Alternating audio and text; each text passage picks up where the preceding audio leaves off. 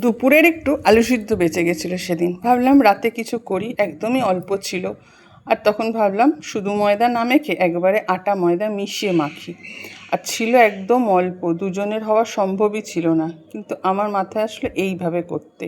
মানে দুটো রুটি বেলে নিলাম, তার উপরে আলুটা দিয়ে, তারপরে অরিনেগো, তারপরে তোমার চাট মশলা এইসব দিয়ে, চিলি ফ্লেক্স এসব দিয়ে ফিয়ে তারপরে আবার একটা রুটি এর উপরে দিয়ে দেবো, কারণ তাহলে কী হবে, চাপা হবে। এইভাবে আমি এবারে এইভাবে করেছি, দেখলাম দুটো আলু পরোটা হওয়ার জায়গায় অনেকগুলো আলুর পরোটা হয়ে গেল।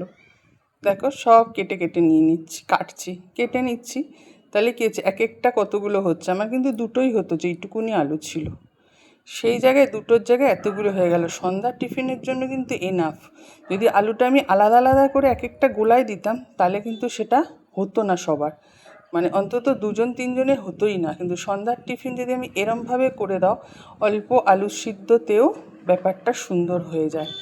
ভেতরে একটুখানি চাট মশলা ফসলা সব কিছু দিয়ে যদি এইভাবে প্রত্যেকটা গোলা তৈরি করে নাও, নিলে দেখো কতগুলো হয়ে গেল।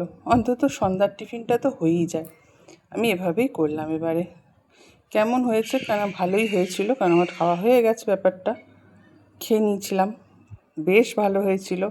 আর ভেজেছিলাম সাধারণ রিফাইন তেল দিয়ে, তোমরা ঘি দিয়েও এগুলো ভাজতে পারো, কারণ ঘি দিয়ে ভাজলে আরও বেশি টেস্ট হবে।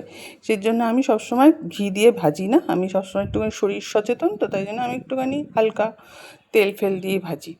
যাই হোক, এভাবে ভেজে খেয়েছিলাম, দারুণ হয়েছিল। তার সঙ্গে আমি তো একটু আচার খেতে ভালোই বাসি, সঙ্গে একটু আচার নিয়েছিলাম। ব্যাস, তোমরা একবার করে দেখো, অল্পতে অনেক কিছু হয়ে